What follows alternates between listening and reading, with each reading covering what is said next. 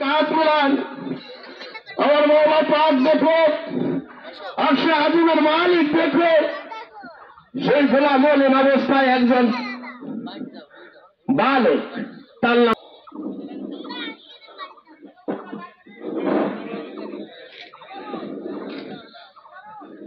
বড় কথা বল। এই আমাদের কমিটির লোকগুলো পিছনে জায়গা করে দাও, তোমরা করতে দাও। আর সামনের গ্যাপগুলো যারা জানা মন্দির আসেন একটু গ্যাপগুলো পূরণ করবেন, সামনে অনেক জায়গা করতে।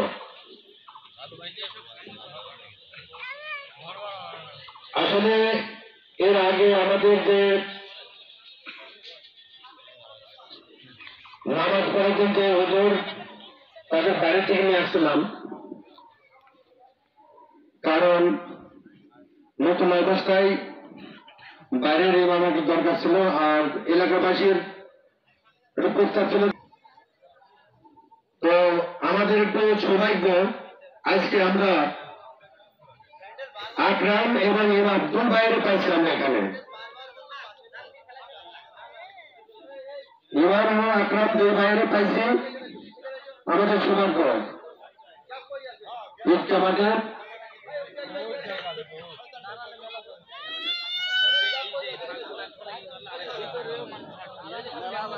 এই ভিতরের জায়গাগুলোকে পূরণ করেন, আপনার ভিতরের জায়গাগুলো পূরণ করেন। প্রচুর লোক, অনেক জায়গা আমি টিপু চাচাকে অনুরোধ জানাচ্ছি। এলাকাবাসী, আমাদের এলাকায় ঈদগাহ কোনো পরিবেশ ছিল না, নতুন উদ্যোগ নেওয়া হয়েছে। আপনারা সবাই সহযোগিতা করবেন যাতে এটা অস্থায়ী ঈদগাহ, যাতে নতুন ঈদগাহ আমরা প্রস্তুত করতে পারি, সেদিকে আপনারা লক্ষ্য রাখবেন। আমি এ বলে বক্তব্য শেষ করলাম। ঈদগার কোন জায়গা আমাদের রেডি আছে কিন্তু। আসসালামু আলাইকুম, আশা করি সবাই ভালো আছেন। ঈদ মুবারক। বেশি বেশি করে কথা বলার কোন অপশন নাই, যাতে এটা গোস্থানের জমাদান। একটা কথা বলবো, সেটা হচ্ছে যে নিজের জমিতে বসবাস করা ভালো না ঘরের জমিতে বসবাস করা ভালো, অবশ্যই নিজের জমিতে, তাই না? তার অস্থায়ী ঈদগাহ ময়দান, আমাদের পাশে অনেকগুলো জমি আছে এবং দাতা আছে, আমাদের দাতাগুলো ভালো ইনশাল্লাহ। আশা করি তাদের কাছে আমরা যদি মাত্র কামনা করবো এবং যারা এই গোরস্থান কমিটির সেক্রেটারি এবং 7 নং ওয়ার্ডের মেম্বার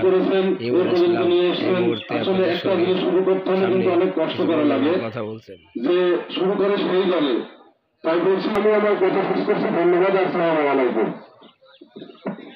সালাতুল ঈদ উল ফিতর মাসিক তাতে তাকবীরাত, ঈদ উল ফিতরের নামাজ তাকবীরে উলা যেটা দিয়ে থাকি করেন। তা আমাদের প্রত্যেকের যোগ্যতা অর্জন করতে হবে ঈদের নামাজ আদায় করা, এমন কোনো অনুসরণ করা লাগবে না।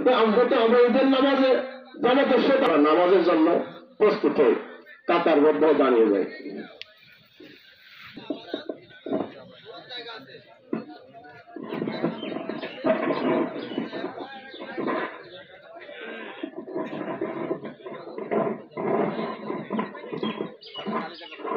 দয়া করে মেহরবানি করে সামনে চলে আসুন, সামনে যারা আছে আমরা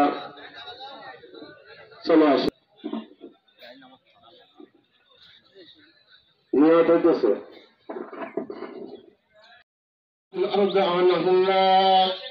إن الله يأمر بالعدل والإحسان وإيتاء ذي القربى وينهى عن الفحشاء والمنكر والبغي يعظكم لعلكم تذكرون واذكروني أذكركم واشكروا لي ولا تكفرون.